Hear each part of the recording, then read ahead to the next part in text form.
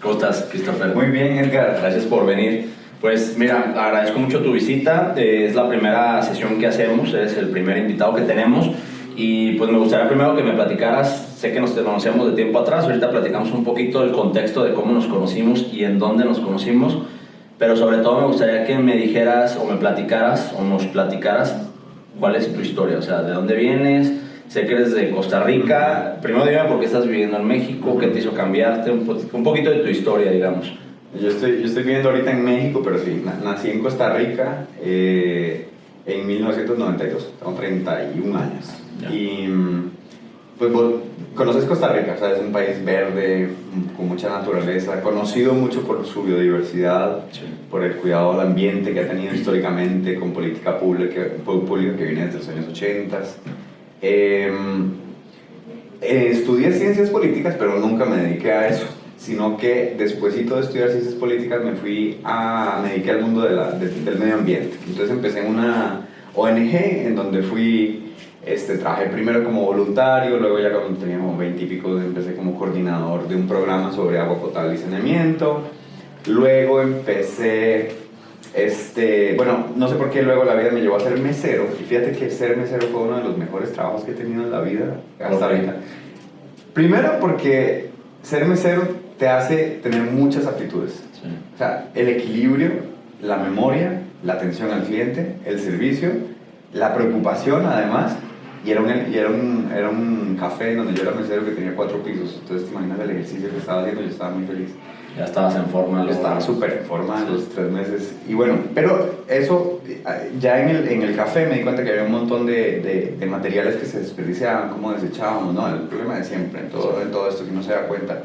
Y siempre a mí me han chocado las cantidades. ¿No? Me acuerdo que desde pequeño, una Navidad, me sorprendió mucho y me chocó el hecho de ver las calles después del 25 de diciembre, de Navidad, las calles llenas de basura, todo eso. Entonces, eso me chocó mucho. Y en el café también ver la basura ahí, y dije, no, sabes que yo quiero hacer algo. Y entonces empecé a emprender de forma muy simple, muy breve, cortando botellas de vidrio, transformándolas en lámpara, cortando esto, transformándolo en otro, que se llama hoy en día upcycling o suprarreciclaje. Claro.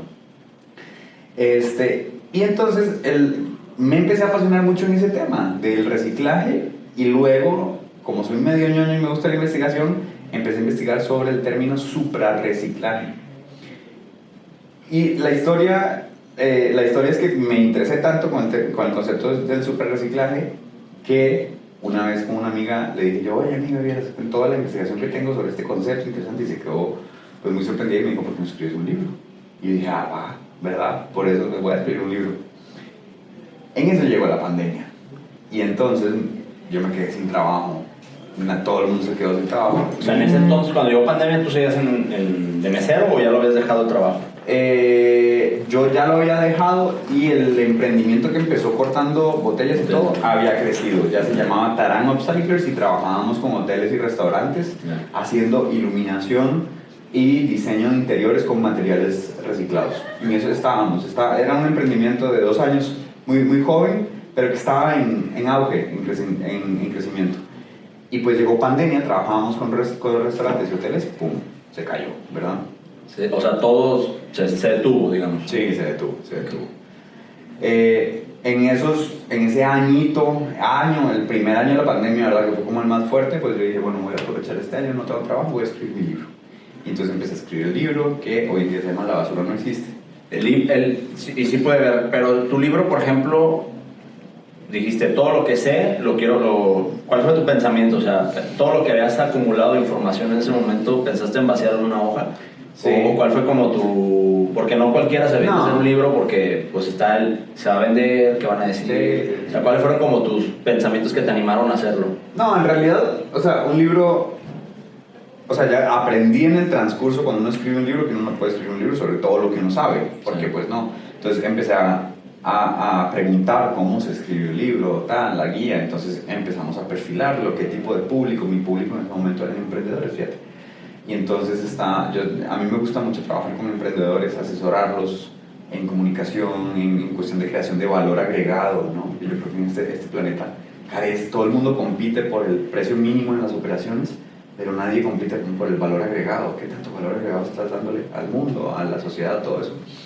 Y entonces dije, no, quiero escribir un libro sobre esto y además sobre este tema que me apasiona mucho, que es los residuos o la basura, la mal llamada basura, porque la basura no existe, es un concepto. Y en ese momento también, en pandemia, me hice adicto a TikTok. Pero tan adicto a TikTok que dije, tengo que parar esto porque me va a consumir la vida. Entonces dije, aquí hay dos cosas.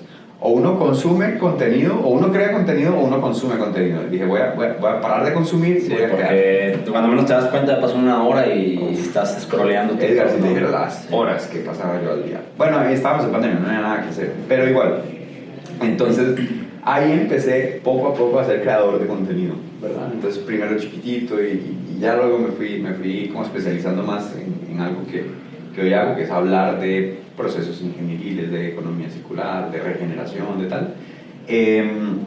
Y entonces fue muy interesante porque cuando el libro se publicó yo apenas estaba en una curvita de crecimiento pequeñita en redes sociales, pero el libro fue como más fuerte que yo y entonces yo crecí también con el Te jaló. me jaló y hoy en día entonces todo eso me fue llevando, empecé a dar conferencias, empecé a dar asesorías, charlas, sobre todo para empresas o en economía circular, y hoy en día entonces ya después el amor y el trabajo me trajeron aquí a México, porque además yo estaba viniendo mucho a México, la verdad México es un gran centro cultural del mundo, ¿verdad? Entonces ya yo de Costa Rica estaba volando mucho a México y dije no voy a venir para acá. Y después dijiste Guadalajara. Sí, no, el plan siempre fue venir a Guadalajara, porque en Guadalajara está muy céntrico, Ciudad de México está cerca, y además me gusta mucho más el ritmo de Guadalajara, o puedo tolerar más el ritmo de Guadalajara, porque Ciudad de México es bien intenso. Y como una vez estuve hablando con una amiga, a Guadalajara también le hace falta mucha cosa de este movimiento de sostenibilidad, ¿verdad? Sí, no todo está prácticamente está muerto, sí. Sí. Oye, y digo, quiero regresar un poquito, por ejemplo, a tu parte donde dijiste, déjame meto directo a TikTok o a Instagram, supongo que lo fuiste llevando a la par. Primero TikTok y luego Instagram, y hoy en día es al revés. Llevo primero mi cuenta principal en Instagram, la comunidad, y la secundaria está en TikTok. Y, por ejemplo, digo, independientemente de cuál de las dos redes sociales elegiste, ¿cómo lo hiciste para perderle el miedo? O sea, o nunca tuviste, te salió muy natural, te pusiste a grabar y dijiste, pues déjalo subo, o te pasabas horas editándolo, ¿cómo rompiste con esa barrera? Porque yo estoy ahí, o sea, yo subo contenido, pero donde yo no aparezca, donde yo no esté, donde haya grabado algo, alguna presentación o algo, pero lo más que me ha atrevido es la voz, pero todavía no rompo la barrera como del temor a subir un video que estás grabando tú. Fíjate que eso es muy interesante porque yo creo que hasta la fecha, o sea, yo nunca he sido muy extrovertido en la vida, ni siquiera cuando estaba muy pequeño. O sea, cuando estaba muy pequeño más bien era súper introvertido. Sin embargo, fíjate que de forma muy contradictoria, yo era parte del gobierno estudiantil, me lancé como vicepresidente, como presidente, con una propuesta de gobierno estudiantil ambientalista y todo. Me temblaban las manos y me ponía rojo cuando iba a hablar ante 300, 400 personas, pero es que quería hablar, o sea, yo quería quedar porque quería hacer lo que quería hacer. Entonces, yo creo que realmente la convicción y el decir, ¿sabes qué? Tengo una idea que quiero que se hable y que si no le digo yo, no le dice nadie, pues eso es lo que es mi motor de hoy en día, y ya hoy en día ya se me soltó bastante, ¿verdad? O sea, hablar en la cámara y todo ya lo superé, pero al inicio me costaba un montón y como te digo, o sea, es que es muy contradictorio porque siempre fui muy tímido, muy introvertido, y me gustaba mucho hablar, no las cámaras, no los micrófonos, pero me gustaba transmitir una idea para que la idea se hiciera realidad. Oye, ¿y ahorita ya no regresarías a agarrar un trabajo? O sea, tú ya estás como en una posición en donde ya todo lo que genera contenido y pues tu comunidad, etcétera, ya el pensar en volver a agarrar un trabajo o trabajar en una empresa, ya no lo has pensado. Es muy difícil, Edgar. Es muy difícil que yo vuelva a querer trabajar en una empresa de 9 a 5, porque fíjate que algo que yo siento hoy en día es que nos estamos yendo mucho hablando de economía circular, pero también hablando de vidas circulares y vidas lineales. La vida del pasado era muy lineal, entonces usted nacía, estudiaba, Se iba a, bueno, trabajaba, se pensiona, viaja o vive más o menos un poquito ahí en la pensión y luego se muere. Y hoy en día estamos en una vida muy interesante donde estudiamos, trabajamos, pero también viajamos al mismo tiempo. La pensión es algo abstracto para nosotros de tan jóvenes porque es abstracto. Sí, yo creo que pocos pensamos en eso, no podemos algún día tenerla. No, nos podemos preparar financieramente y podemos tomar decisiones, pero es algo abstracto para nosotros decir, sí, como antes, ¿no? O sea, mi abuelo, él sabía que se iba a pensionar, es muy fácil tener un trabajo de 40 años. Pero yo siento que la vida hoy en día es un poco más circular, es más dinámica y también creo que tengo como un gran déficit de atención y de hiperactividad, entonces a mí me gusta mucho estar en muchas cosas al mismo tiempo, o al menos iniciarlas. Yo soy un buen iniciador de proyectos, pero luego no soy tan buen mantenedor, entonces eso, autoconocerme en ese nivel me ha ayudado mucho a saber cuál es mi alcance, a dónde llego. Pero creo que la vida hoy en día, para mí en todo caso al menos, la veo más como una serie de proyectos, que a cada rato estoy en un proyecto distinto, que en un trabajo. No estoy cerrado, de verdad, no estoy cerrado, pero así veo más la vida y la verdad, pues no sé, me gusta mucho esto de tener trabajos y proyectos. Algunos generan, algunos no tanto, algunos son de corto plazo, algunos son de largo plazo, algunos... Sí, van rotando. Oye, y una pregunta, digo, sin decir números, pero ¿se puede vivir de lo que tú haces? O sea, tú creas contenido, tienes tus redes, tienes tu comunidad, pero ya has encontrado un balance en donde digas, ¿puedo vivir de esto? Yo nunca he querido apostarle el 100% a las redes sociales. Y además no puedo, porque tengo otros proyectos. Entonces, más o menos yo tengo un equilibrio, tengo varios, yo les llamo sombreros. Un sombrero de estos está en la investigación. Entonces tengo un trabajo. De hecho, tengo un trabajo con una ONG japonesa que se llama NELIS, y yo soy contratado para trabajar y hacer 2 casos de estudio al mes sobre innovaciones circulares en América Latina. Es mi primer sombrero como de ingresos. Pero ese ingreso es muy estratégico porque ahí está mi investigación. O sea, es lo que necesito para luego crear contenido. Estar al tanto de qué está pasando y estar en un ecosistema que sea muy dinámico y que tenga mucha información y muy rico de información, ¿verdad? Porque a cada rato lo que tú necesitas para crear contenido es contenido, ¿no? Entonces, o sea, justamente ahí se basa mucho mi contenido y entonces es mi primer sombrero. Mi segundo sombrero está en divulgación, justamente. Entonces trabajo en redes sociales. ¿Me preguntas si es posible? Sí, totalmente es posible. Si yo, y tengo muchos amigos que hoy en día, pues su modelo de negocio, digamos así, personal o vital, se basa en redes sociales, lo están logrando perfectamente. Es un negocio rentable, porque pues es un nicho, es un segmento de publicidad, ¿no? Entonces, pues es interesante y sobre todo creo que orientado desde el lado ambiental es muy interesante lo que uno puede llegar a exponer. O sea, a mí me ha gustado mucho que me contratan a veces para visualizar, para visibilizar proyectos que están pasando en algún país, en esto y lo otro, que tienen muy poca voz, ¿qué tal? Pero bueno, ese es mi segundo sombrero y sí genera. Y el tercero está más en la acción, que yo le llamo. Entonces, investigación, divulgación y acción. Y la acción es más asesorías, cursos. Estoy con empresas trabajando en comunicación circular, en tal. Y también ahí opero con mi marca personal. Y también tengo una ONG, fundé una ONG en Colombia. Entonces, interesante. Sí, no soy de apostarle todo a uno, sino que me gusta mucho como tener varios proyectos y varias inversiones. Oye, y digo, para a lo mejor cerrar un poquito la parte de que te creaste, o sea, hiciste tu marca personal y fuiste subiendo tu contenido, ¿en tu familia hubo algún rechazo? O sea, ¿sentiste tu familia, tus seres cercanos, amigos, cuando empezabas a subir contenido, la famosa broma, ¿no? De, mira, ya llegó el influencer, o sea, ¿te llegó a pasar? Rechazo no, pero bullying sí. Bullying sí. Pero nunca lo sentiste agresivo, digamos. No, nunca. Además porque también el tipo de contenido era en ese momento, digamos, hace 2 años, 3 años en TikTok, nadie estaba hablando mucho de economía circular o de superreciclaje en TikTok, ¿verdad? Estaba mayoritariamente en los primeros inicios, en los inicios de TikTok, era mucho de entretenimiento, de bailes, de canciones, de esto y el otro.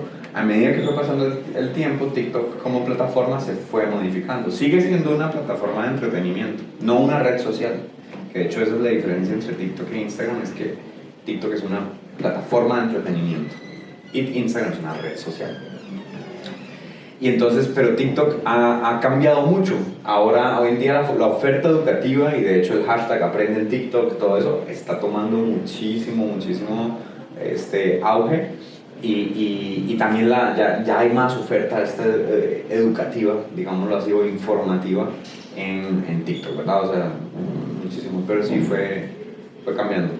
Ok. Oye, ¿y por qué te metiste? O sea, digo, entiendo lo que viviste, que fue como orientándote a meterte economía circular, pero ¿tú por qué consideras que es tan importante la economía circular? O sea, ¿por qué? Digo, sé que es una respuesta que puede ser muy larga, pero ¿por qué la economía circular realmente, o sea, la ves como la solución a los problemas medioambientales que estamos teniendo? Sí, bueno, esa es una pregunta muy grande, pero, a ver, la cuestión es que hay que encontrar cuestiones o soluciones sistémicas, ¿verdad? Que tengan que ver con varias cosas y que entiendan el mundo con un panorama más amplio. Entonces, cuando hablas del reciclaje, estás viendo el panorama desde un panorama no tan amplio. Es decir, el reciclaje es importante, tenemos que seguir reciclando. Y esa fue mi primera, digamos así, llegada al mundo de la sostenibilidad, fue a través de mi interés de upcycling, del superreciclaje, de los desechos.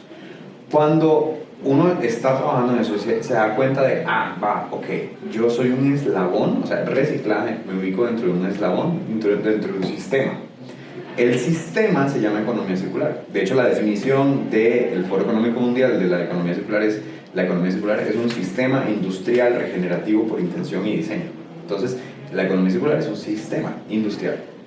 A partir de ahí, a mí me gusta mucho como sistema industrial, porque muy pocas, llamémoslo así, economías alternas, como la economía verde, que estuvo muy de moda en los 80s, 90s, o la economía azul de Gunther Pauli, o la economía de la dona de Kay Raworth, muy pocas le han llegado a las empresas, a cautivarlas, a emocionarlas con sus riesgos, ¿sí? Pero muy pocas le han llegado realmente a ofrecerles algo que sea realista, ¿verdad? Porque, por ejemplo, un problema de la economía verde era que la economía verde fue diseñada para los países del norte y entonces era como, pues claro, seamos más sostenibles, cambia toda tu maquinaria y este cambio que te va a costar 2 o 20 millones de dólares es súper bueno para el ambiente.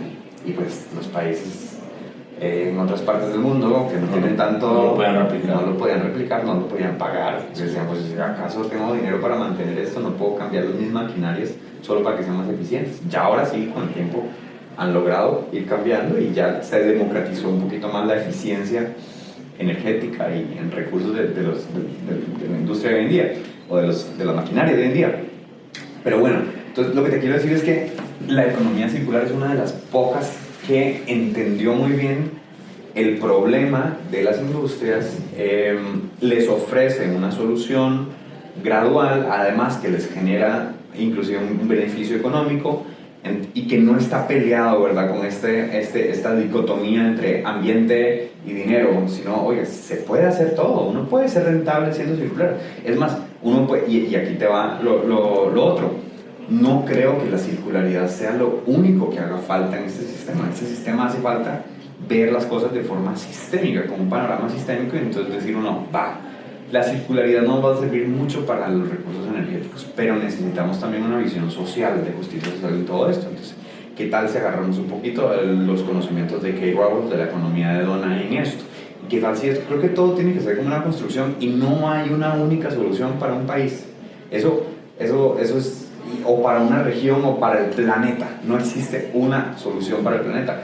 Lo que sí puede existir es justamente esto de de enfocarnos e ir armando este rompecabezas único con una visión sistémica que permita y que genere que veamos el planeta como lo que es. Es que, Edgar, vivimos en un planeta, es muy loco, pero uno se puede, o sea, nos podemos detener un segundo y decir, ok, bueno, habitamos en un planeta que es tiene una serie de recursos, está muy cool, está muy bonito, y nuestro sistema económico, hay ciertas cosas que están bastante jodidas, ¿verdad? Entonces, ¿cómo hacemos para que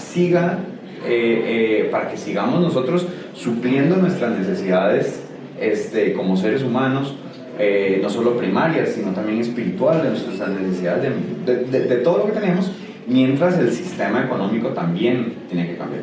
Y yo sé que suena mucho como un montón de palabras lo que estoy diciendo, pero hay cientos de ejemplos que te puedo decir de empresas que están haciendo las cosas de forma muy distinta, de gobiernos que están implementando medidas también muy innovadoras ante todo esto.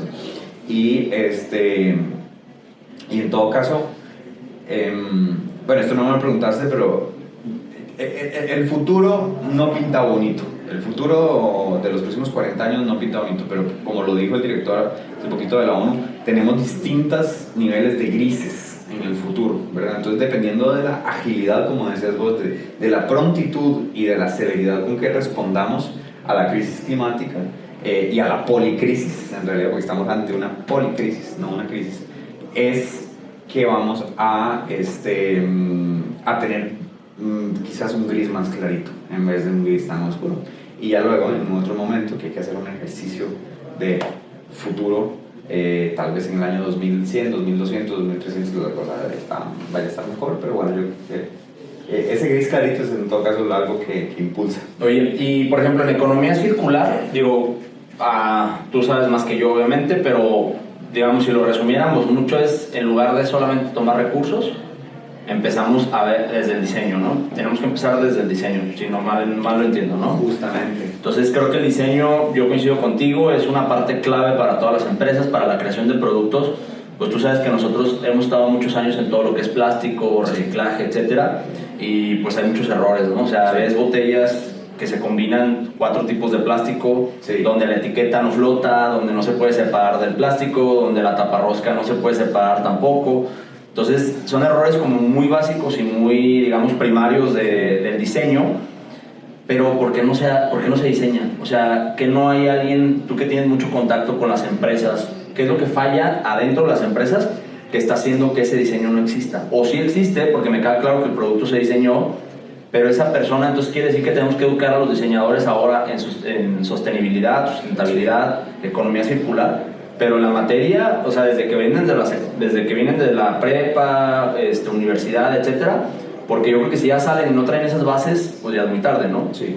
¿O qué es lo que falla en las empresas para que salga un producto y digan, mira, vamos a hacer este café que la tapa la tiene de un plástico y el cuerpo es de cartón, y luego resulta que el cartón también adentro tiene algún tipo de resistencia? O sea, ¿dónde falla?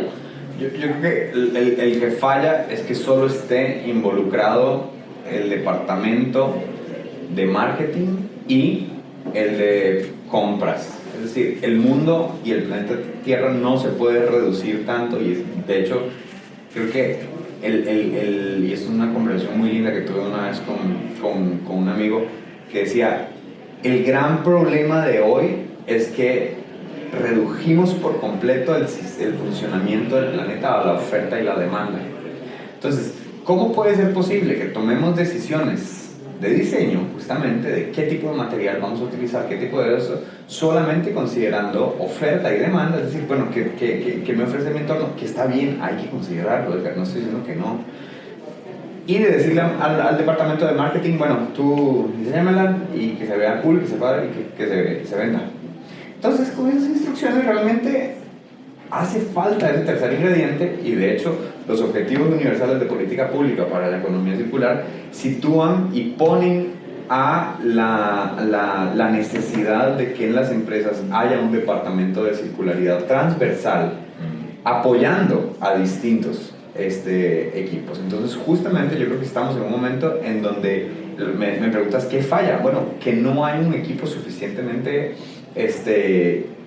sistémico o pues variado de gente que pueda tomar decisiones con una conciencia del postconsumo, sobre todo, más grande, ¿verdad? Porque esa es otra cosa. Estamos diseñando únicamente para el proceso de venta. Y ya la responsabilidad del empaque y todo lo que queda. A yo me importa. Por ejemplo, esa parte, digo, sé que es un debate que puede durar horas, ¿no? Pero vamos a decir una botella de plástico. Sí. De refresco. Sí. ¿Quién es el responsable del empaque? ¿El que lo compró o el que lo hizo? ¿El que lo fabricó o el que lo compró? ¿Quién sería para ti el responsable de darle un buen uso final a ese plástico? Para mí no hay uno. Están los 5 de la quíntuple hélice. Para mí el responsable está. Hay 5 y no hay culpables, hay responsables. Está el gobierno, está la academia. ¿El gobierno por qué? Porque permite que lo fabriquen. El gobierno porque tiene que dictar, tiene que regular cómo tienen que ser utilizadas las cosas, yeah, y cómo pueden ser fabricadas las cosas. El gobierno tiene que estar ingiriendo, es decir, hey empresas, ustedes tienen que utilizar esto así, pero de esta forma. Este es el reglamento del país, así está. De hecho, estamos viendo reglamentos muy interesantes. Yo creo que si hubiera una región a la que hay que ir a ver lo que está haciendo es la Unión Europea, donde están marcando la pauta, ¿no? Están marcando la pauta. Hace poquito le prohibieron a las paqueterías, por ejemplo, empacar con cajas que excedan en un 60% el tamaño del producto que viene dentro. Así de específico es el reglamento. Sí. Y tiene todo el sentido. Es decir, empresa, no me empaques esta taza en una caja que es así de grande. Sí, o sea, quiere decir que ahora de Amazon ya no me va a llegar los audífonos en una caja de zapatos y con bolsas de aire para que no me pase nada, ¿verdad? Exacto, es una prohibición. Sí. Y eso fue el gobierno. O bueno, en todo caso, la estructura de la Unión Europea la que dice eso, ¿verdad? Entonces, el gobierno tiene que estar ahí marcando pauta con investigaciones y sabiendo de la problemática ambiental y siendo así de específicos como son. Está luego la academia. La academia tiene un rol fundamental en investigación. La academia te refieres a universidades. Universidades, I+D, ¿verdad? O sea, investigación y desarrollo tiene que estar ahí también. Investigación de materiales, biomateriales, hay un gran apoyo de academia en todo esto. Luego está el sector privado. El sector privado, las empresas tienen que hacer de su parte por decir, oye, o sea, la verdad, ¿qué vamos a hacer nosotros por diseñar mejor también, verdad? O sea, una cosa es lo que nos regula, pero ¿qué también proactivamente qué vamos a hacer nosotros? Los individuos, que también tienen una parte en todo esto, que es la de, pues, ir a dejar algún tipo de material, ojalá incentivados por una infraestructura, ¿verdad? Por ejemplo, en Alemania, Alemania es de los países que tienen unas tasas de reciclaje más altas del mundo. Y una de las razones por la cual esa tasa de reciclaje es tan alta es porque tienen este sistema de beneficios. Ahorita se me olvida el nombre, pero es un sistema de beneficios, incentivos. Un incentivo. Vos vas, antes de ir a hacer tus compras, digamos tu súper, llevas tu bolsa de botellas y las metes en la máquina que está en el supermercado a la entrada y te da un ticket y que creo que son 0,25 euros por botella y por lata. Casi siempre son 0,25. Es decir, el costo del y se almacena ahí, la empresa luego recoge eso y lo vuelve a reciclar. Y ese incentivo está ahí porque el consumidor está devolviendo el material que luego va a volver a ser utilizado por la empresa. Entonces, lo que te quiero decir aquí es que sí, el consumidor es responsable. En esta economía hemos culpabilizado demasiado al consumidor porque le echamos la culpa de no, es que no hay conciencia. No se separa la basura, la tiran donde sea. Claro, pero ¿dónde está la responsabilidad del ecosistema? O sea, ¿cómo está funcionando? ¿Qué está haciendo el gobierno por facilitar esto? ¿Qué están haciendo las empresas por caer en cuenta de que ese es un problema real? Entonces, ¿cómo vamos a cambiar la dinámica? Porque todo está en el diseño. En el diseño de un proyecto, de lo que sea, uno puede cambiar las dinámicas de todo. Y el tercer actor está la cultura, ya como general. O sea, ¿qué pasa culturalmente? Entonces, esos 5 tienen que tener una dinámica que favorezca a la circularidad. Ok. Christopher, mira, de lo que veníamos hablando, en tema de los desechos, ¿no? Sí. Sobre todo plásticos. Sí. Nosotros, tú sabes que uno de nuestros proyectos principales es todo lo que termina siendo botella de refresco, botella de agua, todo lo que es PET. Es nuestra materia prima principal en uno de las empresas. Y lo que yo he podido ver y pues como sé cómo está funcionando ahorita, digamos, como todo el mercado de los desechos, He visto que el plástico se genera en México y puede terminar en Asia. Sí. Y el plástico se genera en Estados Unidos y literalmente lo llenan de contenedores y se va a Tailandia o a Indonesia. Y pues los plásticos y desechos están como los productos, ¿no? Están, digamos, navegando por todos los países. En economía circular o en sostenibilidad, pues la Unión Europea, tú lo venías diciendo, nos estaba marcando la pauta, ¿no? Creo que yo considero que por lo menos Latinoamérica van 20, 25 años adelantados de nosotros. Han sido más contundentes en las decisiones que están tomando y cada vez se están poniendo más agresivos en el buen sentido de la palabra. Pero, por ejemplo, para estos desechos, ¿tú crees que no hace falta que haya fronteras? O sea, a ver, vamos a poner una frontera en México, el plástico que se genera aquí mismo ya no puede llegar de fuera, o destruiría industrias, complicaría procesos productivos. Porque ¿tú qué opinas? Porque a mí, que una botella venga o que venga de Estados Unidos y termine en Indonesia y sobre todo ese tipo de países asiáticos, pues los estamos contaminando, porque realmente sus ríos, aguas, etcétera, pues están echando a perder por un consumo que estamos haciendo en un país de primer mundo como Estados Unidos, ¿no? ¿Qué opinas de esa parte de las fronteras de los desechos? O sea, que si realmente se tengan que quedar en el país donde se generaron, o pues que sí vayan moviéndose conforme sea mejor. Pues, para mí, no sé, es una pregunta, porque además depende mucho de la razón del movimiento. O sea, ¿son las corrientes interoceánicas? ¿Te estás refiriendo a las corrientes interoceánicas? ¿O a un sistema que importa y exporta? Sí, más bien al sistema, o sea. Al sistema que importa y exporta. Ok. En ese sentido, sí han estado viendo como reglamentaciones, y yo lo que he visto en todo caso es que los países están siendo más recelosos de a quién le exportan, ¿verdad? O todo esto, más bien hacer un manejo interno. Mira, yo lo que siento con todo esto es que los sistemas globales de reciclaje tienen que simplificarse, porque ahorita la logística está un poquito, es tan compleja que además tiene una huella ambiental bastante alta. Entonces, mientras más local pueda hacer todo ese ciclo, es mejor. Ahora, hay excepciones, y como todo, uno tiene que ir a ver un poquito el país, ¿no? De pronto, por ejemplo, si yo me quiero poner una recicladora de tal en Costa Rica, lo ideal sería mejor llevarlo a Panamá, porque Panamá ya de por sí el ecosistema lo lleva aquí, y Panamá se hace cargo de un montón y la logística está así súper eficiente.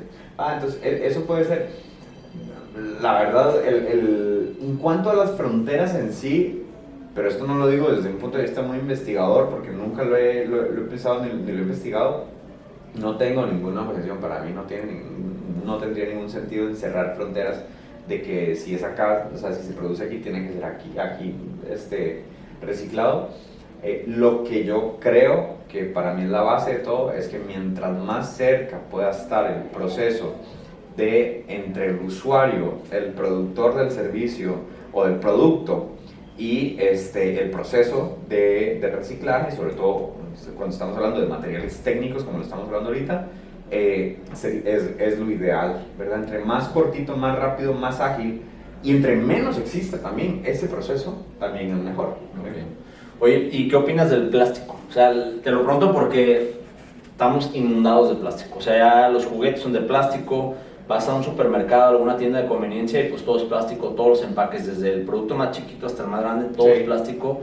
Sí, limitamos la bolsa, pues ya en muchos lugares ya no te dan o te la cobran, pero pues ya, o sea, el plástico ya es como un mal necesario. ¿O qué opinas del plástico? Porque también el plástico tiene pues, 7, 8, digamos, etapas o tipos de propiedades, pero para ti es tan necesario vivir alrededor de tanto plástico. Yo creo que el problema del plástico es en realidad un problema de algo que se llaman las soluciones basadas en aceite y las soluciones basadas en agua. Este planeta es un planeta que funciona en agua, basado en agua, ¿no? El 98% del planeta es agua, nosotros somos agua. Y aunque siendo así el sistema y el planeta, nos pareció una muy buena idea diseñarlo todo con soluciones basadas en aceite. Entonces, eso lo que hace es evidentemente un problema muy grande en la gestión y en el reingreso de esos materiales en la biosfera, porque pues así no opera el planeta, este no es un planeta aceitoso. Ahora, el plástico llegó y de hecho uno de los primeros booms del plástico fue digamos, un gol que le metió el plástico y algo muy bueno, una victoria del plástico porque Europa se estaba talando a un ritmo grandísimo sus bosques por hacer bolsas de papel y dijeron, oigan, ya no hay que talar tantos bosques, produzcamos bolsas de plástico. Y fue como, buenísimo, la solución, ¿no? Excelente solución, muchas gracias. Lo que sucedió después fue que el plástico es una propiedad tan buena porque se necesita una gotita de petróleo, ¿no? Para hacer un producto muy grande. Esa es la gran ventaja, bueno, una de las grandes ventajas de este material, que es muy atractivo, tiene un costo supremamente bajo. Es flexible, es moldeable, es resistente, lo puedes hacer de los colores que te dé la gana. No, es como la panacea en cuanto a los materiales. Si fuéramos, ya lo estamos tratando como un super material. Sin embargo, pues el plástico para mí tiene un desafío gigante. Primero, es que la mayoría del plástico en esta economía es tratado de forma lineal, es decir, el reciclaje no mucho. De hecho, ahorita el mundo del reciclaje anda ahorita, al menos en redes sociales, bastante criticado, porque acaba de salir un informe en donde pues ya se revela cómo hace 70 años nos vienen diciendo el reciclaje es la solución. Y no, en realidad es lo que decís también, que tanto hay de rediseño detrás de todo esto. Entonces, o sea, puede haber muchos esfuerzos de reciclaje y deben haberlos, no tienen que parar. Pero, ¿a dónde está el rediseño en todo esto? Entonces, el gran problema del plástico es ese. Y además, no solamente existen 8, Edgar, o 7, 8, existen al menos, o sea, 500 o 1000 tipos de plásticos porque basta que le pongas un tipo de aditivo o de alineación o de colorante distinto para en realidad formular una variación de ese plástico, ¿verdad? Entonces existen muchísimos. Una de las cosas que propone la circularidad ante el plástico es simplificar la forma en la que estamos diseñando el plástico.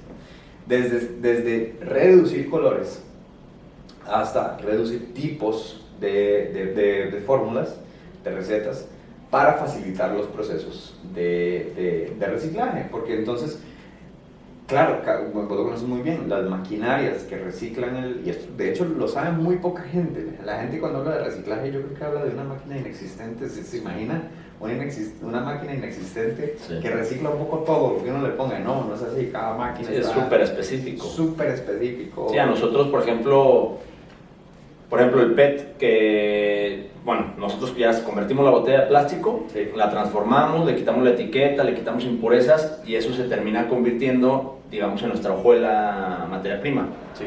De ahí lo pasamos, lo convertimos nosotros a fibra, pero en esa, digamos, en ese proceso de transformación de hojuela plástica, que es PET, a fibra, que sigue siendo plástico, pero en otra presentación, si nosotros tenemos un 0.03% de un PVC, de un polipropileno, etcétera, se nos cae la fórmula, o sea, se nos cae el proceso y la contaminación que hacemos, porque pues, se cae el proceso y empezamos a generar muchísimo residuo otra vez, pues es enorme, ¿no? Sí. Entonces sí, la gente sí se imagina que, pues tú métele PVC con el lechero y con el electrolit y con 1000 cosas y pues te va a salir el producto que tú buscas, pero lamentablemente no es así. No, es súper complicado. Sí. Entonces justamente, algunos lineamientos de la economía circular lo que están diciendo es simplifiquemos. Pasemos, también hay otra cosa que es transitar de los multimateriales a los monomateriales.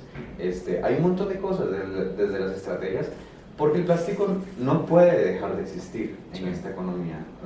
Es necesario, y me atrevería a decir que el plástico es ambientalmente necesario en esta economía, a como se mueve el día de hoy, para no tener una crisis de materiales, que de hecho ya los tenemos. Pero imagínate un mundo sin plástico y que todo el frente empezara a operar con vidrio.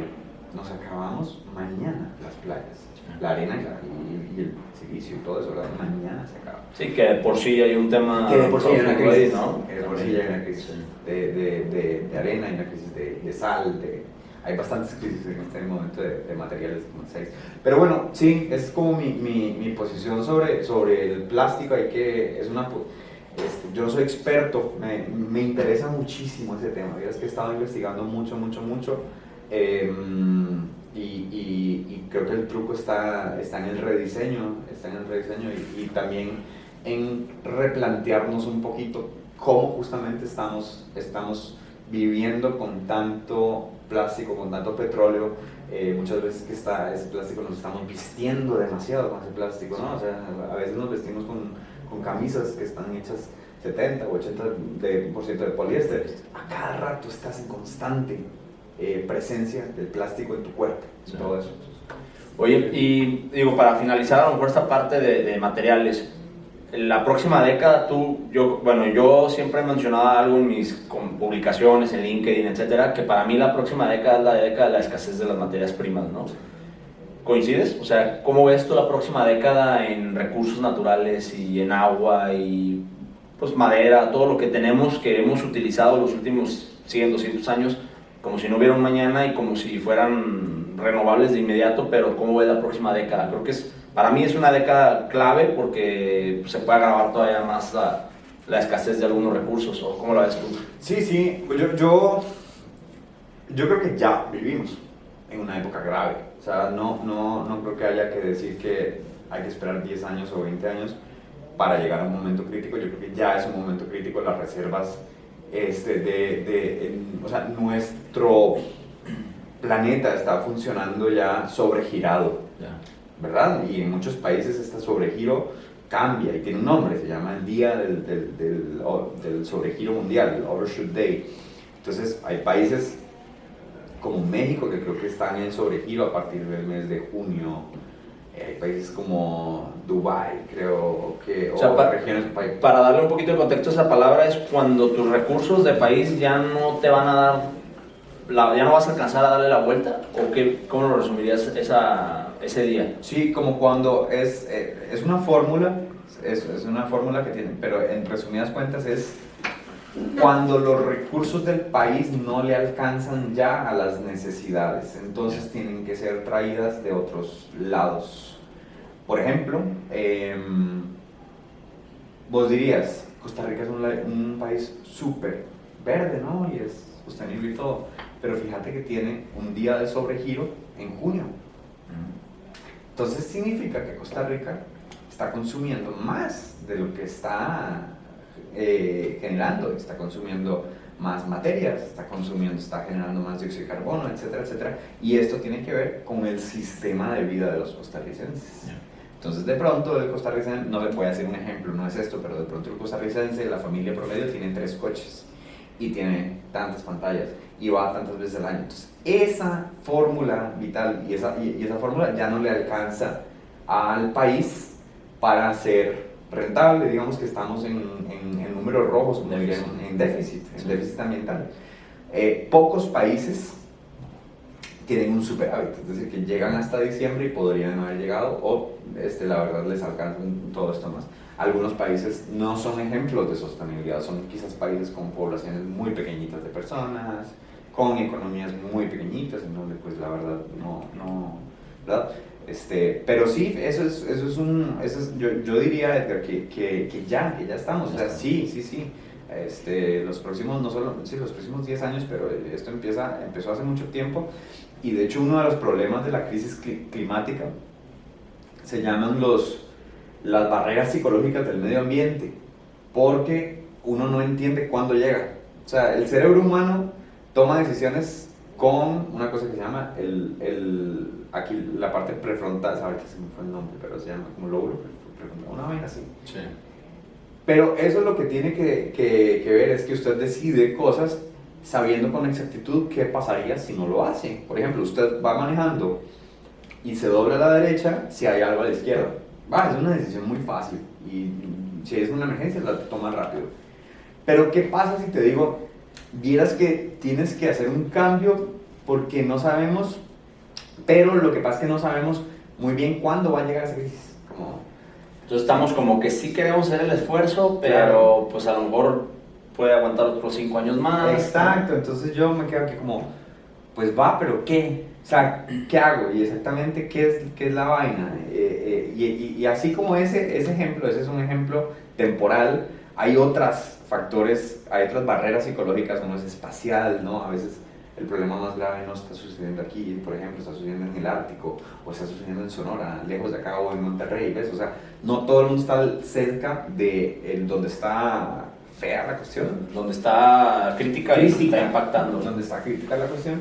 Y bueno, así nos podríamos ir nombrando. Y de hecho, una de las cosas que tiene, que tuvo, que fue muy exitosa en Sudáfrica fue la denominación. O sea, esto es un poquito controversial porque no quiero decir que con esto debamos llamarle día cero a las cosas, pero la denominación de día cero en Sudáfrica rompió esa barrera, justamente. Entonces, ¿qué pasó hace 5 años en Sudáfrica? Crisis hídrica de las más fuertes que ha vivido el país, y dijeron, oye, ahora sí tenemos 160 días hasta llegar al día cero, y en el día cero no tenemos agua. Entonces, pero era una crisis muy fuerte. Entonces, ¿qué hizo el gobierno? Dijo, oigan, tenemos 160 días para cambiar las cosas. Tomaron medidas radicales, no más piscinas, o sea, las albercas ya no se podían llenar, y el agua que estaba ahí la utilizaban para otras cosas. Los campos de golf no se podían regar. La gente empezó a vivir con yo no sé cuántos litros al día. La gente empezó a bajar menos, inclusive la cadena de los baños, porque no había agua. Es que, de hecho, había un proverbio, bueno, en todo. Eso lo que hizo fue entonces que Sudáfrica nunca llegó al día cero. Nunca llegó al día cero porque las medidas fueron tan fuertes, las medidas tomadas durante esos 160 días fueron tan fuertes que alcanzaron a que llegara la lluvia, que llegaba, por ejemplo, voy a hacer un ejemplo, 250 días después, pero llegó la lluvia, alcanzaron su presupuesto hídrico y el país quedó con una mentalidad de ahorro de agua y como conciencia de agua y todo eso. Entonces, es interesante también cómo no sé por qué nos fuimos por este camino tan...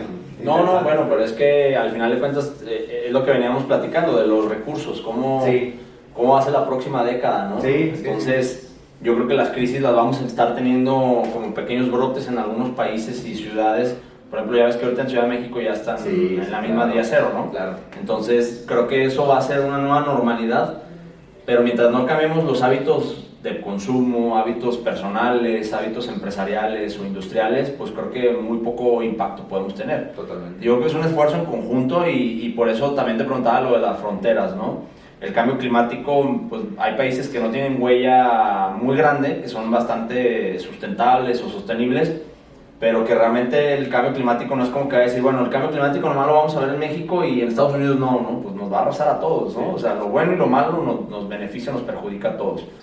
Te quería preguntar, cuando tú, entrando a lo mejor un poquito en empresas, cuando te contactan las empresas, realmente, y eso es, digo, no pasa nada si eres muy honesto o no me quieres comentar, pero tú sientes que las empresas te contactan para cuadrar la imagen que tienen que dar ahorita, porque pues el consumidor ya está pidiendo más información, ya está pidiendo que sean realmente que tengan una estrategia más de sustentabilidad, ya quieren más.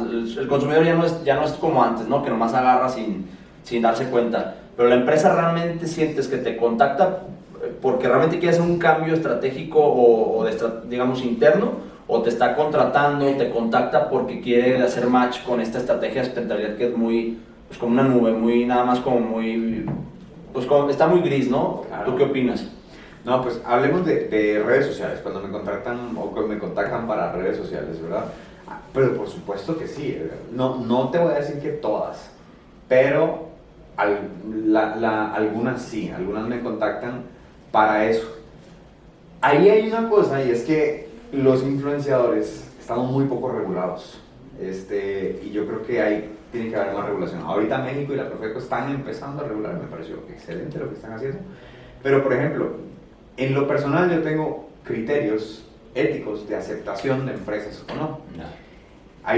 Tengo una escalera de economía circular donde están acciones prioritarias, rediseño, repensamiento, todo esto, pasar a reparación, mantenimiento y abajo reciclaje. Y tengo más o menos una fórmula que, Edgar, es personal.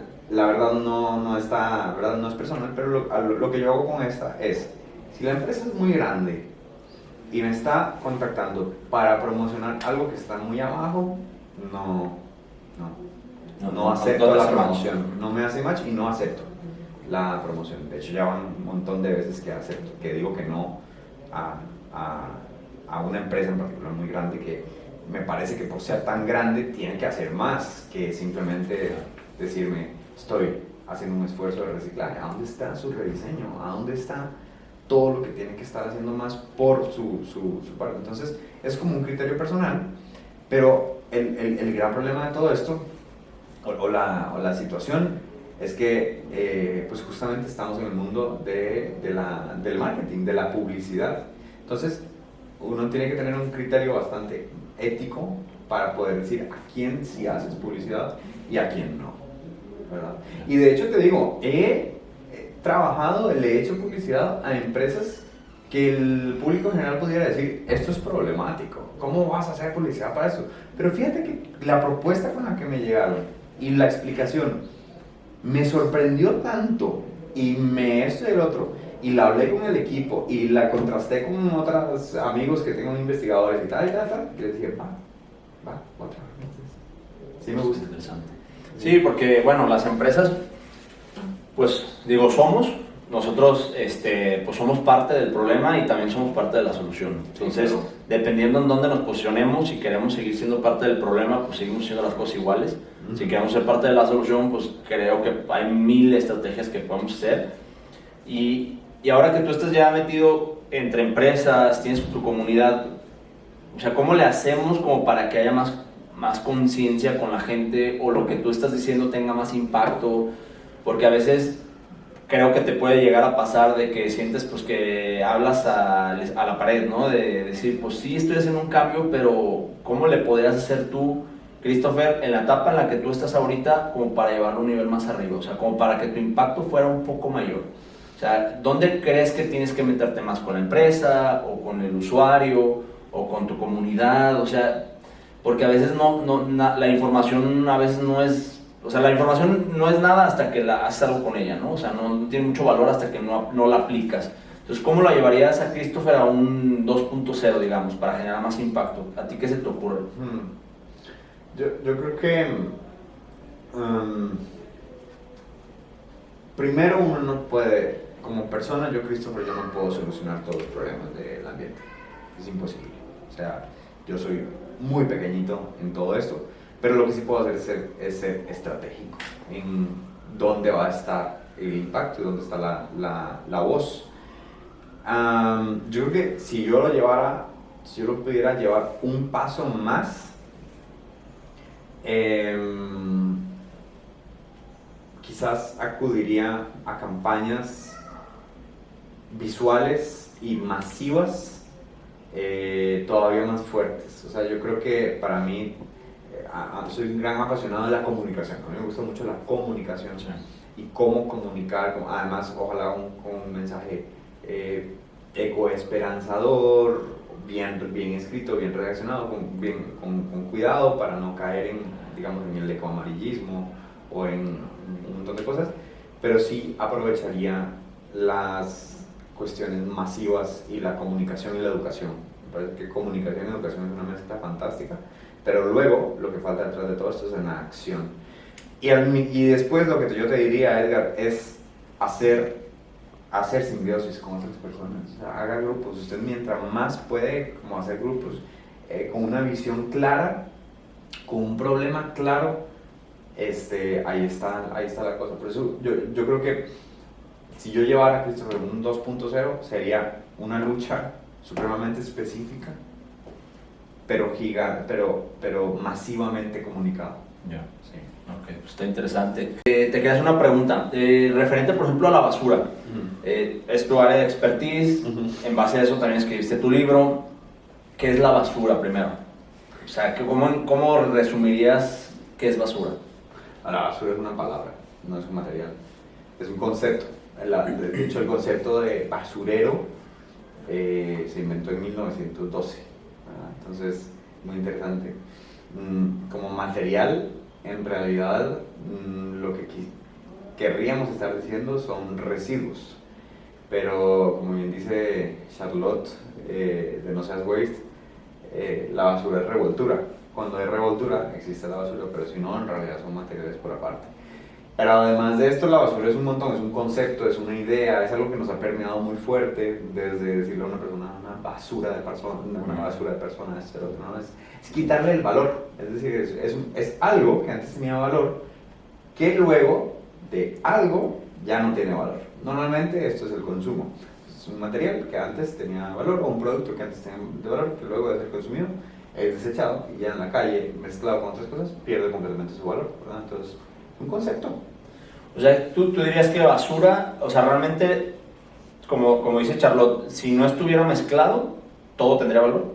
O sea, si yo traigo una bolsa de basura y la vaciamos aquí, ¿para todo le encontramos algún uso? Bueno, hay otro detalle. No necesariamente, no necesariamente. Y dependerá mucho también de la oferta y de lo que pague el mercado por lo que hay ahí, ¿verdad?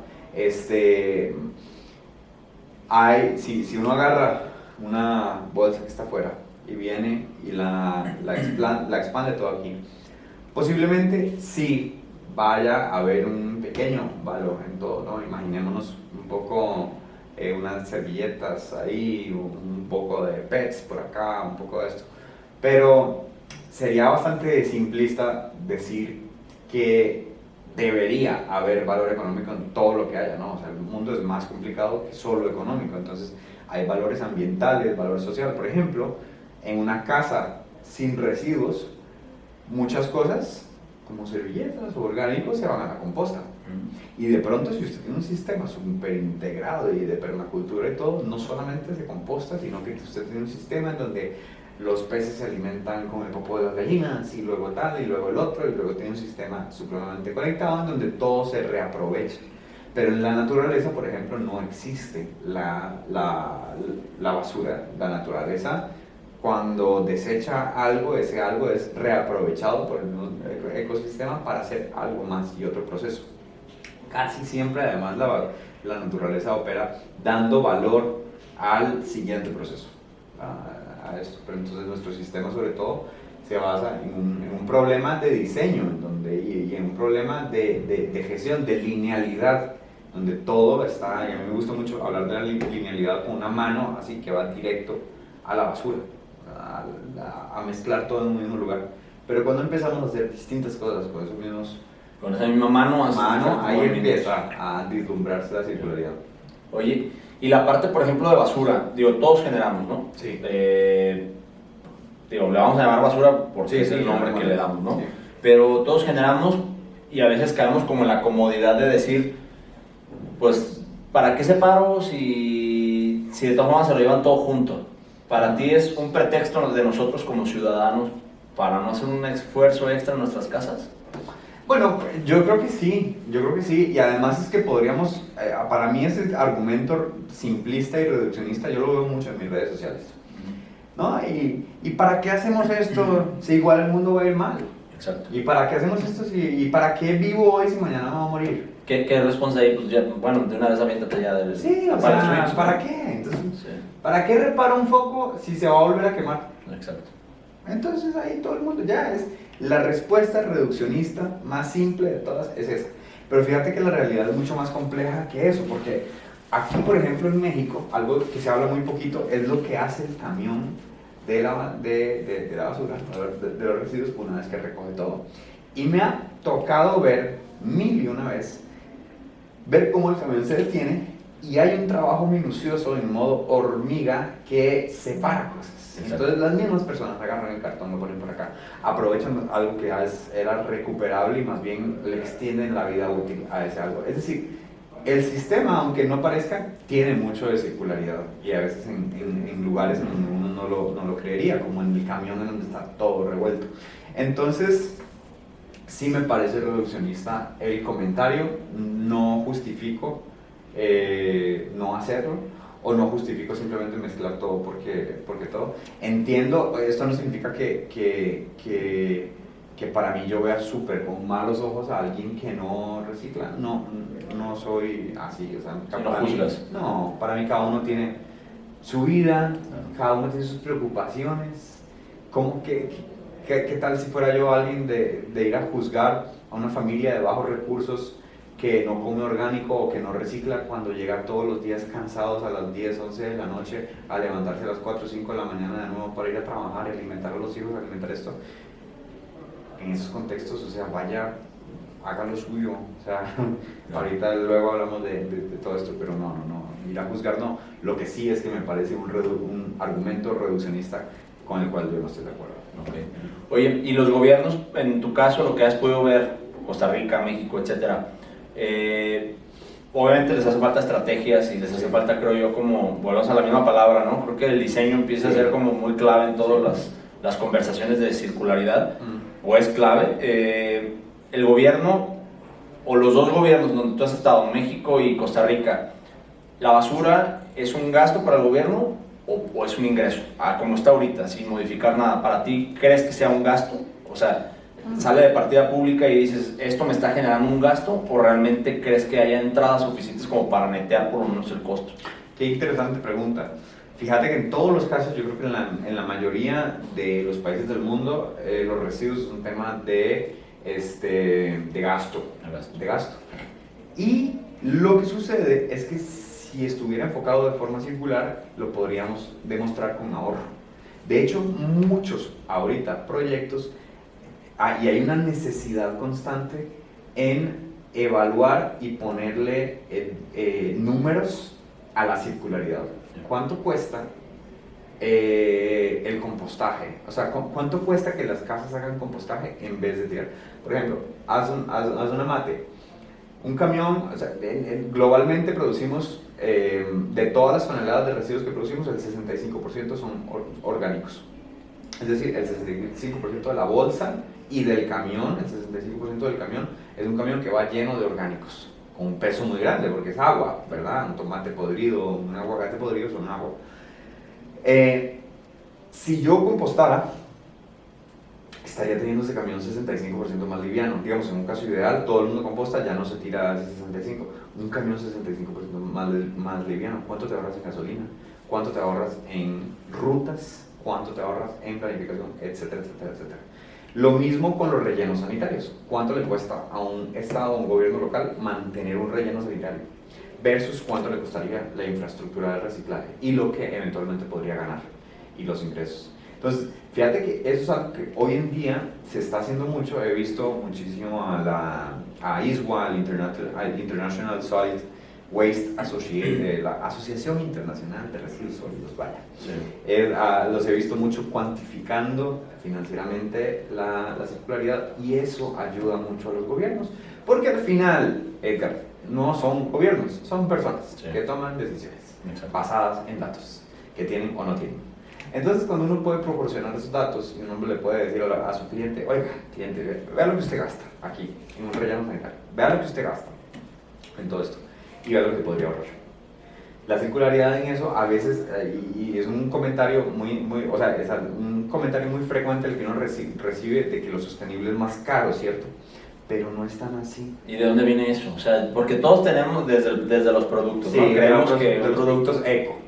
Entonces, eso es lo que los hizo caros y por eso se nos permeó en la cultura la creencia de que todo lo que es, no sé, o sea, siento que por hacerlo un poco más sustentable o sostenible, lo acabas de decir, es más caro, pero pues, realmente es más eficiente. O sea, si sacamos bien los números, o sea, tú dices, bueno, un café me costó, no sé, $1 o $2, pues realmente no es el costo final, ¿no? O sea, porque tienes que agregar cuántos recursos naturales utilizaste en el cartón, etcétera. Total. Pero ¿por qué tenemos esa creencia de que todo lo verde o sustentable es más caro? O sea, ¿de dónde vendrá? Del marketing, yo creo. O sea, realmente esto no es una pregunta con la que yo he reflexionado mucho, pero yo creo que el marketing, porque comunican muy bien. O sea, cuando hay una estrategia de marketing, significa vamos a posicionar este artículo como sostenible, como orgánico y tal, y bueno, ya está. Pero, no, mentira, también hay una cuestión. Hacer las cosas bien a veces es más caro cuando estás en un sistema en donde lo simple es de lo malo. Por ejemplo, desde el punto de vista de compras y de proveeduría de los materiales que estás escogiendo. De pronto, qué sé yo, esta taza está hecha de una arcilla de yo no sé cuánto y cuesta 20 pesos, 40 pesos, cuesta 40 pesos. Pero pongámosle que no, en vez de esta arcilla y por este tipo de pintura, digamos que tiene una sustancia química tóxica, se la voy a quitar y voy a exigir que no tenga la sustancia química tóxica. Pues entonces ya no puedo contactar al proveedor que me lo vendía a este precio y voy a tener que tener otro. Entonces también es una cuestión de materiales. Lo que te quiero decir con todo esto es que si nos enfocamos solamente en los productos con etiquetas eco y verdes y todo eso, no estamos viendo la sostenibilidad y la circularidad en lo más completo que hay. Por ejemplo, si llevas a reparar tu celular, eso es un acto supremamente circular, es un acto supremamente valioso y ambientalmente responsable. Es decir, quizás en vez de comprarme otro celular porque la pantalla se me quebró, voy a comprar otro. Para Latinoamérica y para el norte, la sostenibilidad es muy diferente. Porque de pronto el ejemplo que yo acabo de decir, me van a decir, pero obvio que lo voy a hacer porque no me alcanza para comprar otro celular. Sí, es cierto. Entonces, pero todos estos ejemplos, o sea, con lo que te quiero decir con todo esto es que muchas veces sale más barato ser circular en todos los contextos. Y el último ejemplo que te doy es, por ejemplo, cuando usted reduce el desperdicio alimenticio. De todos los residuos, el desperdicio de alimentos es uno de los más grandes, de los más graves, y es uno de los únicos en donde realmente los individuos tienen más responsabilidad, digámoslo así. Porque nosotros hay quizás una responsabilidad empresarial más grande, ¿verdad? Sí, digamos que en el producto, en una botella de plástico, pues ya te llegó el empaque. Exacto. Pero en la cantidad de lo que tú cocinas y lo que al final de la semana que se echa a perder en el refri, exacto, ahí no hay una correcta medición. No hay una correcta gestión. Y eso pasa en la casa, en la familia, en el núcleo familiar, en la economía familiar. Hay unos problemas muy, muy interesantes y muy grandes, porque de toda la cadena de producción o de suministro de los alimentos, digamos que el 5% se pierde en la cosecha, ¿vale? O sea, el agricultor pierde un 5% de la cosecha porque, bueno, a algunos le salieron mal, otros. La distribución pierde otro 10%, porque, no sé, un camión de todos los camiones que tenían no refrigeró bien, se perdieron todas las lechugas de ese camión. Sí. Ok, y ahí vamos. El supermercado pierde otros 10% en esta cadena. Pero llegamos a la familia y pierde el 40%. Y es un dato de verdad, entre el 40 y el 45% lo pierde la familia. Significa que gestionó mal su compra y al final terminó botando todo. Entonces, lo que te quiero decir con todo esto es que si gestionáramos bien nuestra economía familiar y las compras y decir, hagamos un menú semanal, ¿qué vamos a poner? Ok, entonces según este menú, ¿qué vamos a comprar? Listo. ¿Podemos cocinar algo con los residuos del brócoli? Yo no sé, con el tronco del brócoli. Yo le digo, bueno, sí, un puré, listo, démosle. Un pastel para nuestro perro, démosle, que les encanta el brócoli. Y ahí, eso se convierte en un ahorro monetario, grande. Y de hecho, si lo cuantificas igual y se lo comunicas a la persona, se va a quedar sorprendida de un montón de cosas que podemos hacer de forma circular que se convierten en un ahorro muy grande para las familias.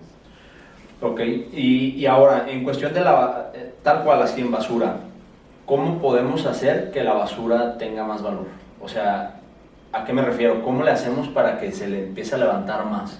Digo, en la cadena tú lo sabes perfectamente, en todo lo que es cadena y residuos, pues los pepenadores son la columna vertebral, ¿no? Creo yo. ¿O tú qué opinas? Los pepenadores para mí son clave. Obviamente los pepenadores no tienen los recursos, o sea, no están en una situación óptima, digamos, no tienen prestaciones, no tienen seguro social, pues la economía es muy fluctuante porque pues puede haber días donde se pague más, puede haber días donde no se paga lo que están recolectando, pero como tal, la cantidad de residuos que estamos como país, como ciudad, como casa, generando, pues puede reducirse con estas prácticas que tú me dijiste ahorita, ¿no? A ver, vamos comprando menos en casa, vamos siendo más eficientes, vamos desperdiciando menos, va a mejorar nuestra economía, ¿no? Pero sigue habiendo un desecho, ¿no? Sigue habiendo un residuo que se transforma o se convierte en basura. ¿Cómo podríamos, o tú ¿cómo podría la basura ganar valor? O sea, ¿cómo podríamos hacer más con eso? ¿O cuál es tu creencia en cuestión del costo que tiene la basura o el valor que le damos? Sabemos que ahorita le damos cero, ¿no? Como individuos nosotros, o por lo menos yo, muy poco, ¿no? Pero ¿cómo podríamos hacer que valiera más? O sea, ¿qué podríamos hacer por ahí?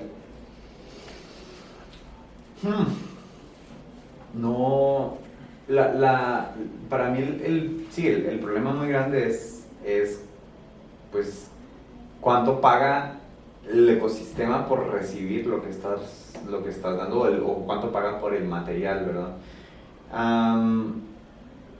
Edgar, a eso no tengo una respuesta, la verdad. No sé qué hacer en términos de finanzas de los materiales o de cuestión para incrementar. Lo que sí te puedo decir es que están habiendo propuestas radicales que están en el aire y que están siendo muy interesantes. Por ejemplo,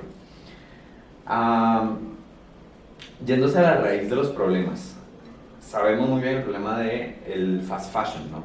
Claro. De los más fuertes también. Y ahora del ultra fast fashion, sí, con Shane y Temu.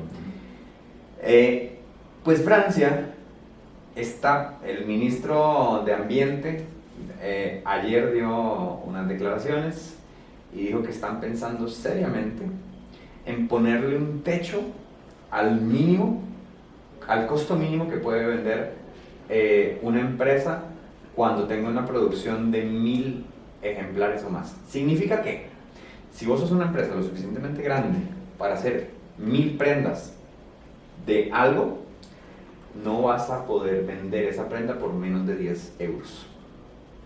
Porque lo que está pasando en este momento es que el ultra fast fashion tiene unos precios excesivamente bajos, pero tan bajos que perjudican y en el precio no va el costo, ¿verdad? En el precio del producto no va el costo ambiental, social, etcétera, etcétera, etcétera, los omiten, se saltan esos costos. Y entonces lo que Francia dice, lo siento, pero usted no puede hacer esto. No me puede llegar al mercado una camisa con un valor de 0.5 euros porque para mí como Estado gestionar su desastre está siendo muy caro. Yo tengo que gestionar qué hago con la ropa, tengo que gestionar qué hago con los residuos, tengo que gestionar todo eso. Y Temu y Shein están paralizados ante esta nueva medida y me parece increíble, me parece increíble que estemos hablando de esto, ¿verdad? De reglas tan específicas. Entonces, yo lo que te podría decir es que necesitamos más propuestas innovadoras y radicales y testear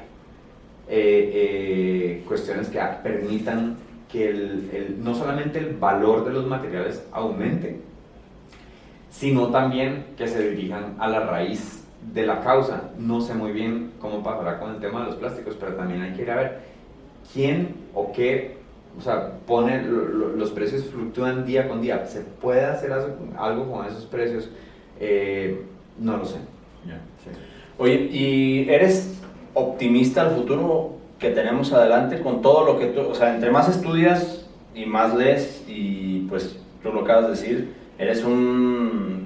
digamos, siempre estás ávido de aprender más y tus investigaciones, pero con todo lo que lees y estudias, ¿eres más optimista? Sin quitar la parte de tu forma de ser, o sea, quitando la parte de tu forma de ser, perdón, pero ¿eres más optimista con todo lo que lees y estudias? ¿Eres más optimista o pesimista para nuestros próximos 20 a 30 años? Yo creo que hay días buenos y hay días malos. O sea, fluctúa también. Hay días buenos y hay días malos. No tengo... Pero sí hay rayitos de esperanza. Sí, claro. Mira, la vida en este planeta siempre ha sido muy fuerte. O sea, veamos la historia de este planeta. Desde los vikingos hasta el día de hoy, las matanzas de antes, la colonización, todo eso. Este nunca ha sido un planeta muy en paz. Este siempre ha sido un planeta, inclusive un planeta molecularmente en lucha, ¿no? O sea, átomos luchando uno contra los otros, creando explosiones y tal. Entonces, yo siento que es esto. Y a veces yo siento que nuestra labor acá es ser esos átomos de lucha que van en contra de algo, y ahí está. No creo que nos deba unir un resultado, honestamente. Creo que nos debe unir es un proceso. O sea, ¿cuál es nuestro proceso? ¿Cómo estamos aprendiendo a hacer esto? Yo el resultado, la verdad, no es como que creo que vayamos a llegar a una utopía, a un planeta, a un destino B. Creo que vamos a llegar a un destino A, al mismo de ahorita, pero distinto, extraño, no lo sé. Hay días en donde me agarra mucho como ecoansiedad y decir como, pucha, otra vez un derrame de petróleo, otra vez se viene un verano terriblemente caliente aquí en México, ¿verdad? Sí, este año pinta fuerte, ¿no? Sí, señor, ya está pintando. Sí. Entonces, ¿qué te digo? Yo creo que lo más bonito es que o sea, o al menos lo que más a mí me salva, y que creo que es un buen consejo para quienes nos estén escuchando, de decir, no creo que haya tanto una cuestión de querer un resultado mañana, querer un planeta limpio, que tengamos un planeta ideal, utópico, pero en ese camino de querer llegar a él y de luchar por él, tenemos procesos y aprendizajes lindísimos. Y ahí, Edgar, nunca antes en la vida las agendas gubernamentales habían estado tan de acuerdo en el asunto de la crisis climática. Empezamos a trabajar, sí, pasos pequeños, sí, nos falta mucho, sí, pero nunca antes había pasado en la historia que el tema del ambiente estuviera tan posicionado. Es decir, todos ya están enterados, el mundo está enterado. Nunca antes había pasado que estuvieran habiendo tantas personas preocupadas por los materiales. O sea, el mundo de los materiales es un mundo muy nuevo, o sea, a nadie le importaba antes. Ahora estamos con qué es el PET, qué es el teraflato de polietileno, y nos estamos interesando en los materiales detrás de lo que vivimos. Y la sostenibilidad es muy joven, lleva apenas 70 años aquí, o sea, el término sostenibilidad de todo eso. Entonces, por eso, que no es la gran cosa, entonces, calma, ahí vamos. Okay. Pues sí, me parece bien, yo estoy de acuerdo contigo, nosotros también tenemos días buenos, días malos. Nosotros tenemos un conflicto dentro de Dorma, un conflicto de conciencia, ¿no? Porque sabemos que las botellas, que si bien iban a volverse a transformar otra vez en botellas, o tienen dos opciones, o las transforman, bueno, tres. La primera opción para las botellas es que se queden en el centro de acopio, o en el basurero, o en el río, o en el basurero, etcétera, ¿no? La segunda, que es un poquito mejor, es que se conviertan otra vez y pues reciclarla para que otra vez sean botellas. Y la tercera, pues transformarla en productos que tengan un tiempo de vida mucho mayor, como nuestros productos de descanso, como almohadas, ¿no?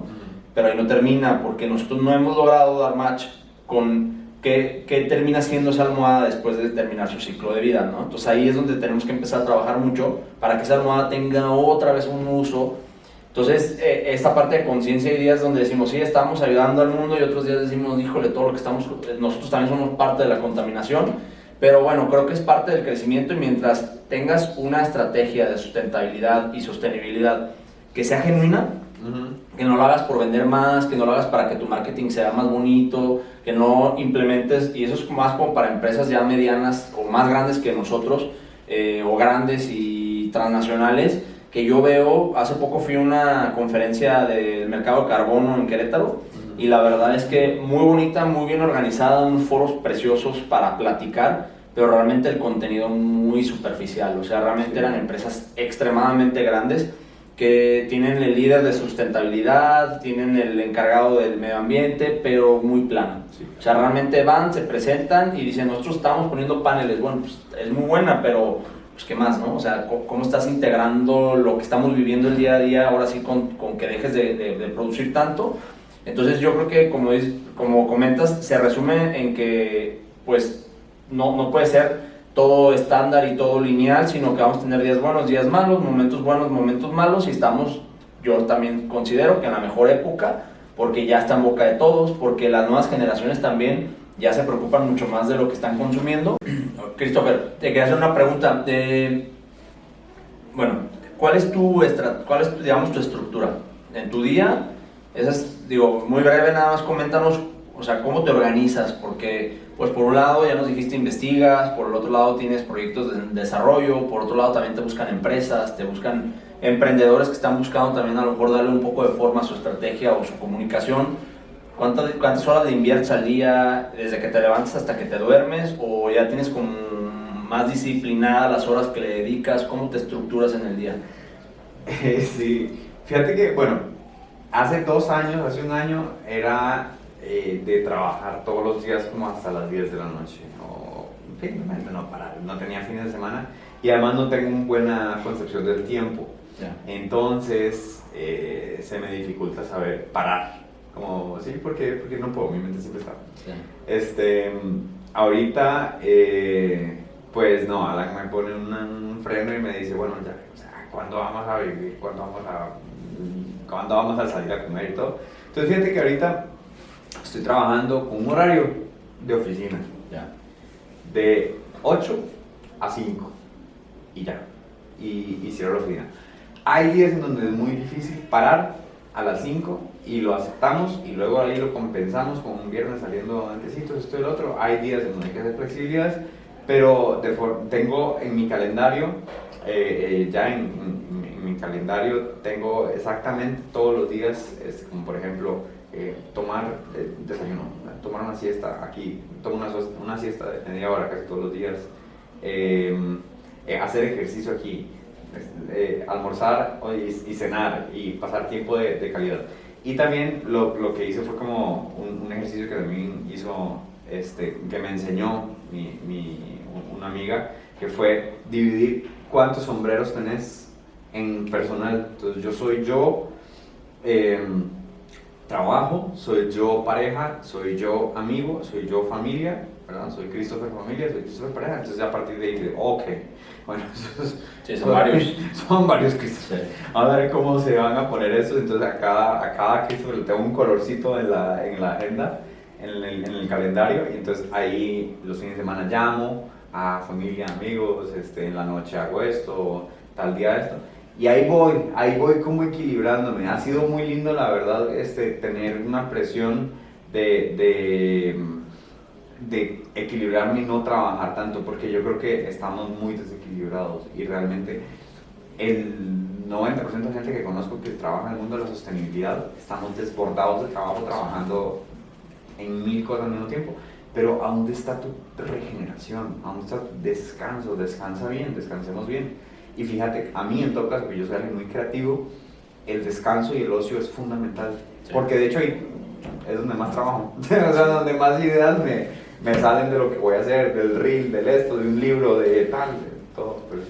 Sí, es que el descanso, yo soy eterno enemigo del descanso, o sea, no se me apaga el switch, de verdad, o sea, yo a la una sigo escribiendo y mi esposa me dice, ya duérmete, ya descansa, y yo antes era y yo creía que entre más horas estuviera despierto, más productivo era, y al contrario, no. O sea, ahora me di cuenta que, por ejemplo, yo cambié mucho mi rutina, yo ya los días no los empiezo si no hago ejercicios, si no medito. Yo, mi cabeza era una revolución constante y digamos, mi forma de pensar o mi forma de ver que mi cabeza siempre estaba pensando en cosas, yo decía, es que ese es mi don, ¿no? Mi don era que yo siempre estaba revolucionado y yo iba a una revolución más rápida que otros. Pues bueno, esa revolución a mí me trajo digamos, como un tipo de desequilibrio de pensamientos, mente, al grado en el que ya no podía parar, fluían todo el tiempo los pensamientos. Me metí a la meditación, me metí al ejercicio y poco a poco he ido calmando la mente a solamente, digo, nunca la puedes detener, pero puedes elegir qué tipos de pensamientos tener, los que no sean ni reales, ni válidos, ni que te gusten, nomás los veo pasar cuando estoy meditando, entonces, y te haces más creativo.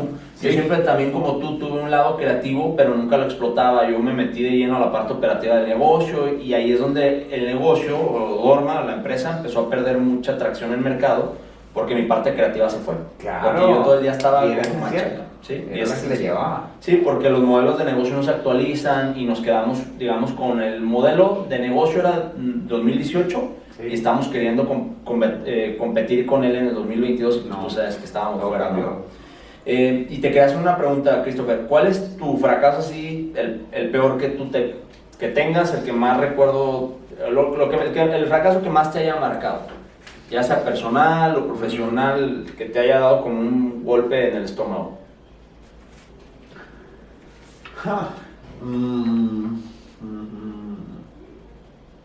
Uy, no sé, Edgar, creo que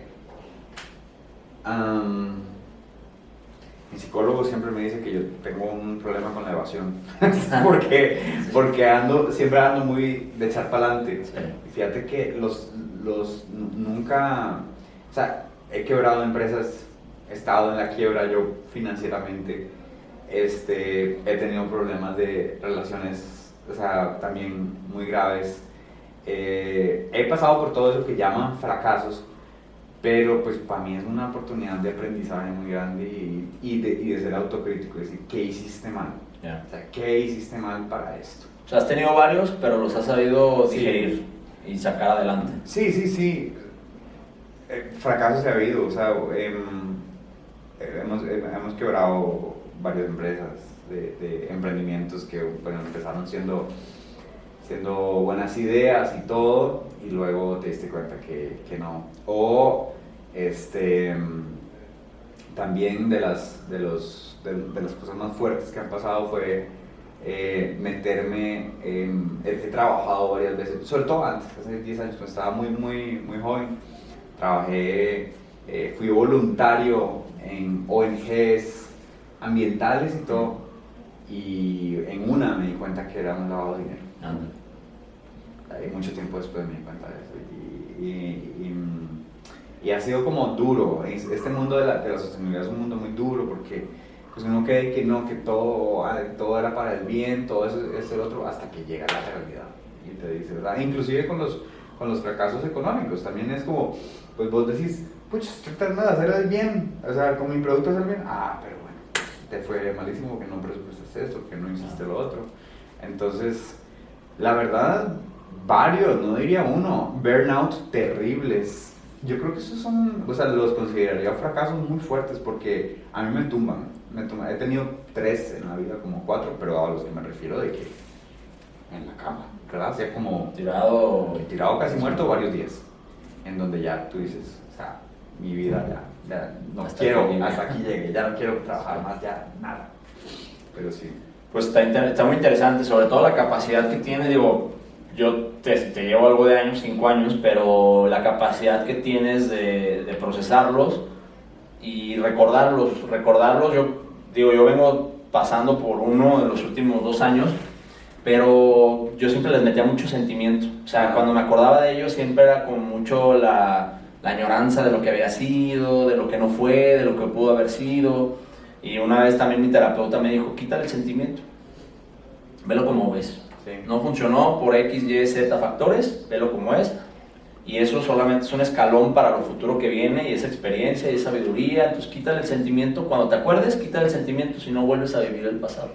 Y cuando vives constantemente el pasado, pues se convierte en tu presente. Sí, claro. Entonces no lograba salir yo de ese círculo, pero pues ya estoy muy apegado a lo que tú comentas de, pues déjalos pasar y recordarlos y vivirlos, o sea, no vivirlos, pero recordarlos, pero no vivirlos, ¿no? O sea, no volverlos a traer otra vez a tu presente. Y yo te quería hacer una última pregunta, Christopher.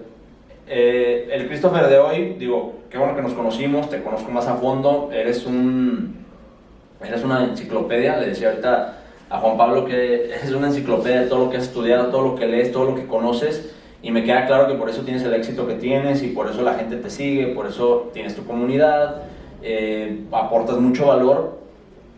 Mi pregunta es, ¿cómo te comprometerías tú?